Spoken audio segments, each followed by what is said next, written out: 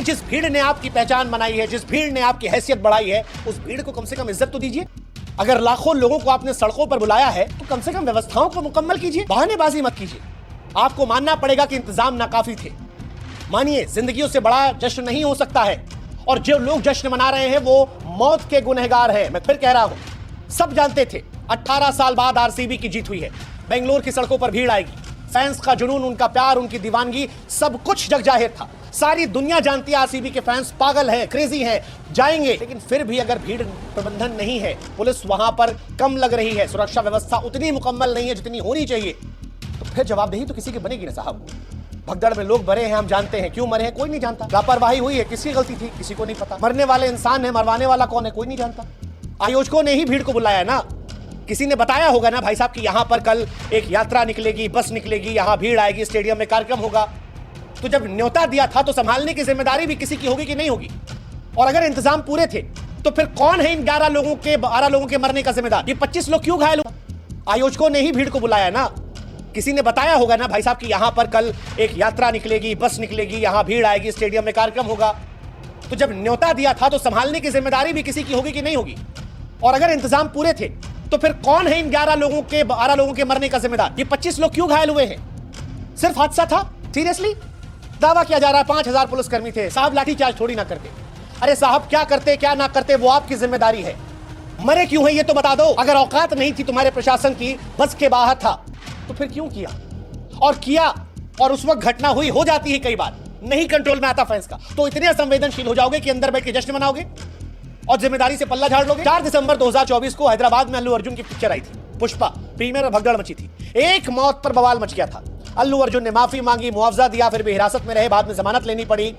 लेकिन बेंगलोर में 11-12 आदमी मर गए, 25 आदमी घायल है, किसी को कोई फर्क ही नहीं है। संवेदनाएं शून्य हो गई हैं। जश्न मनाया जा रहा है मौत के बावजूद भी। कोई जिम्मेदार नहीं, कोई जवाबदेह नहीं। इसीलिए मैं कहता हूं, इस देश में आम आदमी की मौत सिर्फ एक आंकड़ा है। सरकार किसी की हो, कांग्रेस की हो, बीजेपी की हो, किसी और की, जान की कोई कीमत नहीं है। भगदड़ में लोग मरते हैं, किसी का पिता मरता है, किसी का बेटा मरता है, किसी का परिवार मरता है।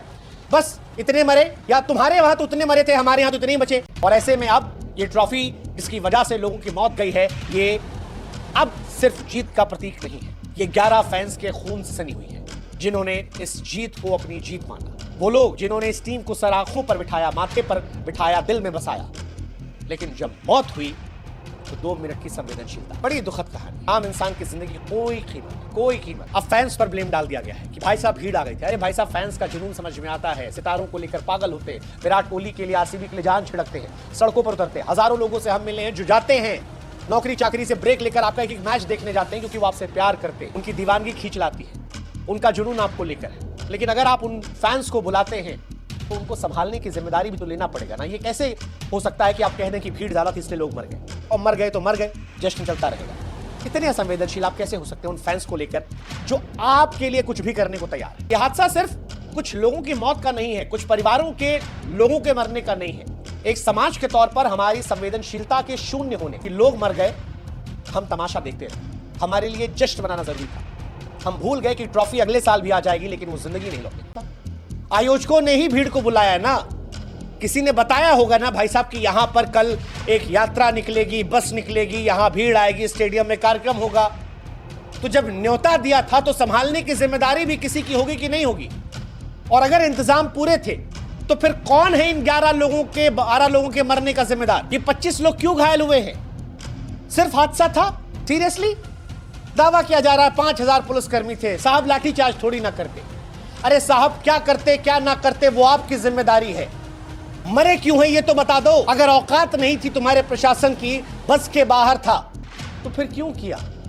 और किया, और उस वक्त घटना हुई, हो जाती है कई बार, नहीं कंट्रोल में आता फैंस का, तो इतने असंवेदनशील हो जाओगे कि अंदर बैठ के जश्न मनाओगे और जिम्मेदारी से पल्ला झाड़ लोगे। 4 दिसंबर 2024 को हैदराबाद में अल्लू अर्जुन की पिक्चर आई थी, पुष्पा। प्रीमियर में भगदड़ मची थी, एक मौत पर बवाल मच गया था।